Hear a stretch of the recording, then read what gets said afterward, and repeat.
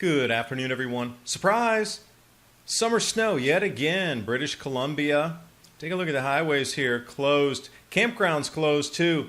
Hurricane season. It's been rather quiet. Hey, I thought we were supposed to get more hurricanes because of global warming. UK government now unveiling steps to reduce 20% of the calories by 2024. And I thought, where have I seen that number before? When we get to the first crop shortages globally where there won't be enough food for everybody. And as that happens with the transition of economy, you're going to be using crypto whether you like it or not. Who's using crypto? Which countries? And how prepared are you for food price rises? If the economic contraction comes this time, there will be no more quantitative easing. What is your food price going to do during that time? Are you prepared? My Patriot Supply, 2-week grab-and-go food crate, or the 4-week food supply. The link's in the description box below, and it's a way to support the Adapt 2030 channel. Going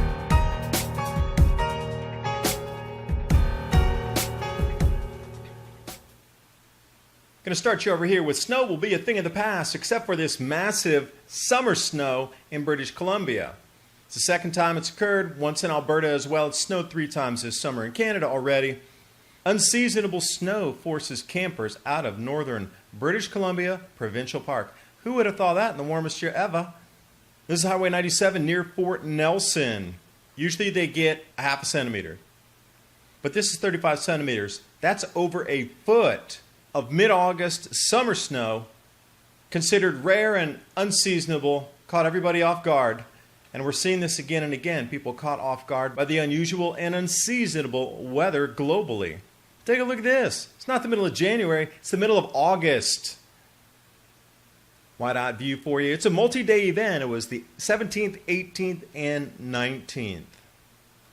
But remember, Canada is heating up 3 times faster than the rest of the world, as depicted by all the global warming on the ground.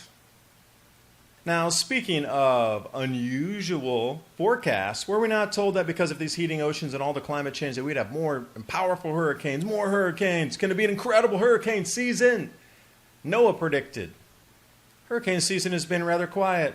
1 hurricane. Barry. That's it. But don't worry, mid-season hurricane formations are definitely going to happen somewhere in the future because they have to get to their forecast. Oh yeah, they readjusted their numbers. How can NOAA do that after the fact? It's a forecast. It happens before an event. Anyway, they put the causation down here to strong wind shear and dry, dusty air from Africa. But this is where we should be getting into questioning all these experts who've told us for the last couple of years we'd have more and more hurricanes, and last year was very minimal as well. And this year is following right on the heels of almost a nothing burger. They keep trying to blame heating oceans for every event on the planet, but look, the temperature is dropping. Thought I'd leave you with the Peary-Reese map here. Catastrophism. We are definitely in a heavier, more powerful cycle than a 400-year grand solar minimum. I encourage you to do some of your own research on that. There's a massive transition happening. If you can't see the signs all around you in not only the financial media, but the mainstream media about everything heading into a recession, trade wars, trade disputes, it's all planned. The transition to cryptocurrency for the new monetary system of our planet in conjunction with our current fiat as we march forward until the full collapse. So who is using crypto right now? And wow, Turkey right at the top. And Brazil, followed by Colombia, Argentina, and South Africa. But at the very bottom, the least uptake users, Japan, Germany, France, the US, and the UK. And society revolves around food. The higher the food prices go, the more the economy is going to contract. Well, they obviously know already it's going to contract to the point of a reset here. Look at the timing on this. Plans to cut excessive calorie consumption unveiled.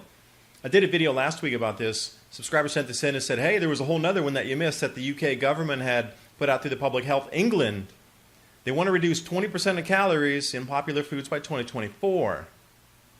Now, the story itself wouldn't have really been a wow until you start to match it up. When we come into the years 2023 and 2024, we are having global food shortages. Valentina Zarkova's work, Double Dynamo in the Sun, following the magnetic canceling waves. The wider those waves get, the more exceptionally out of sync our weather becomes. And if you haven't noticed, the timeline matches. So when we come into 2023 and 24, food is going to be incredibly expensive and harder to get. And it's just so interested now. The UK government's so interested in your health that they're trying to give you simple tips of how many calories to consume through the day. 400 in the morning, 600 for lunch, 600 for dinner. Thank you. All in time for the grand solar minimum timing, and it's all revolving around food. Thanks for watching. Hope you got something out of the video. We talk about this with the full timeline in Climate Revolution, the new book that I wrote with Bill Porter, Understand, Prepare, Adapt, and Thrive. The link's in the description box below, and it is another way to support this channel. Plus, get some amazing information on how to prepare for the changes and also see what the changes are so you have both sets of information. I'll see you next video.